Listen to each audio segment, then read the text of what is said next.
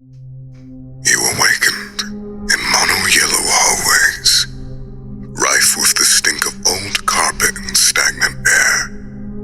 You walked for a long time, but found no one. Only stretch after stretch of yellow wallpaper, and the ever-present hum of fluorescent lights. Your feet began to ache, but you had to press on. Even only little by little, step after step, you had to keep moving. There was no alternative. The lights on the ceiling blinked with some monotone rhythm. High to low, high to low. A tint of ember, a second of dimness, before the walls brightened, returned to yellow. You broke into a run, hoping to find any sign of progression, any indicator that you weren't just traveling in circles. You looked, but there was nothing to see.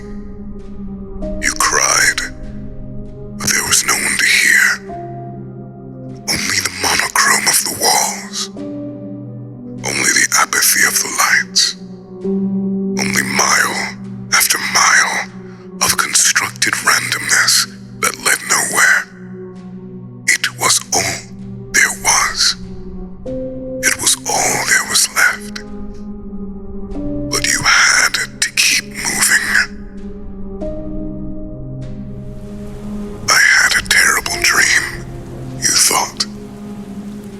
The room was dark, and for a moment, you were unsure whether your eyes were open at all. Rain pounded against the rooftop, its steady ambience nearly drawing you back into a state of stupor.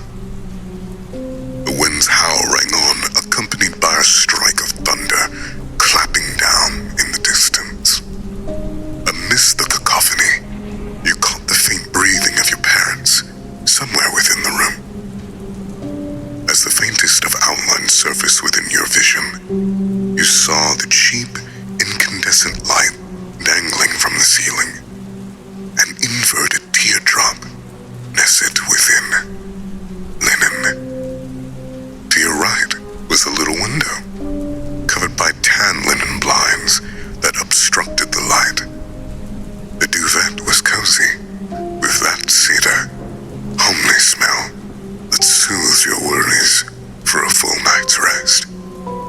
At some point you became aware of the hard object dangling, digging in your side. Your hand found a smooth, cool surface, your fingers sliding it out of your pocket. Lifting the duvet, you looked, the faint shape of your phone. Flat and unassuming, suddenly the screen burst with light, and you scrambled into motion, pulling the duvet over your head secure under the thick covers. You turned your attention to the home screen, displaying a notification for a new message.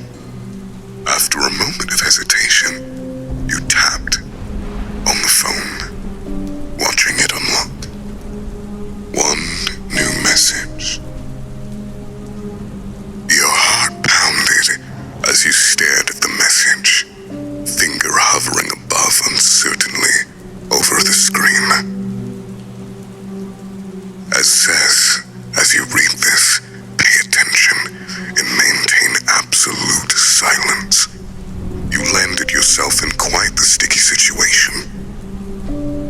A sudden urge brought you to check for gaps in the duvet, but that would mean moving and potentially letting them know you're there. The breathing beside you has gone eerily quiet. Perhaps you should turn around, look behind you. But you can't. Your chest felt too hot, your hands too cold. It was a cloud of dread had enveloped in your head, plunging your body into a cold sweat. Multiple joints ached in protest, straining from your hunched position. When have you frozen up? It hardly matters now. Instead, you focus on the cool metal surface pressing into your palm. Your hands trembled. You gripped your phone tighter. The message reads, worst case scenario, your bedroom window is now on your right. In that